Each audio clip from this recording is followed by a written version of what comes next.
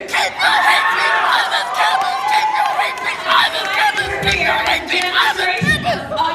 is what white people are. They're fucking aliens. They're fucking parasites. But let me say this, black people cannot be racist. They're fucking soulless monsters. Allosexual is probably the most popular and common of these terms, but it has a few issues. Semantically and sexologically speaking, it doesn't actually contrast asexuality so much as it contrasts autosexuality, which is completely different from asexuality. Right, well, nobody has to save you because you're a fucking white man who gets to do whatever he wants to in this space, right? Okay. So I'm saying, no, you do not have permission to walk around videotaping women of color and acting like you can do that and the rest of us can't. All white people are racist, all men are misogynistic, all cisgender people are transphobic, all members of a majority are biased against the members of the minority. The Ace and Arrow trilogy will cover some Ace and Arrow relationship terms like queer platonic relationships or QPRs, zucchini, squish, as well as some asexual slang like aces of hearts, spades, clubs, or diamonds, asexy, no romo, and additionally concepts like sex drive or libido, stone, paper, and paper mache, and... Aren't you quite aware by holding that video camera on me that you are surrounded by your privilege, right? Take your privilege somewhere else, please. All right?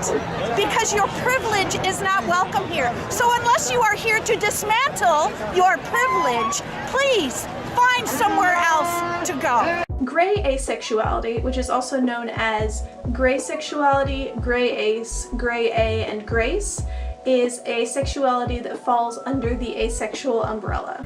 So I can be a Chinese woman. You... Sure. But I can't be a 6'5" Chinese woman. Yes.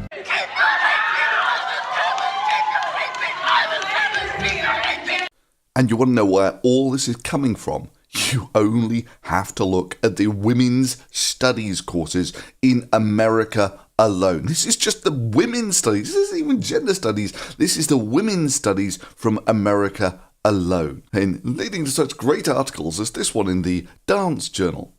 Central to this article is the troubling notion of white racial superiority, and specifically the colonizing, prejudicial, and denigrating mentality found in the superiority of whiteness and its embodied behaviors. Which is what white people are. They're fucking aliens. They're fucking parasites. They're fucking soulless monsters. Using 2 Pilates exercises, I illuminate how perceived kinesthetic understanding of race in the body may be normalized and privileged. And this was from the PhD of Sarah Holmes.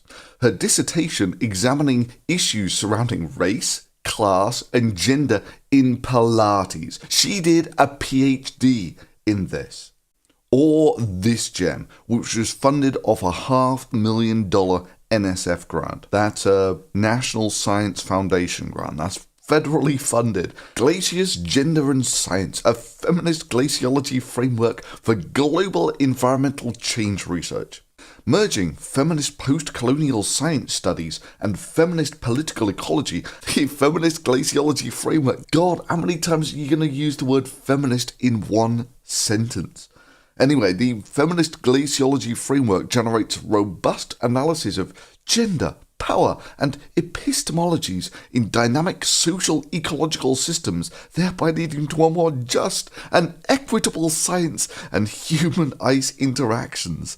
All white people are racist, all men are misogynistic, all cisgender people are transphobic.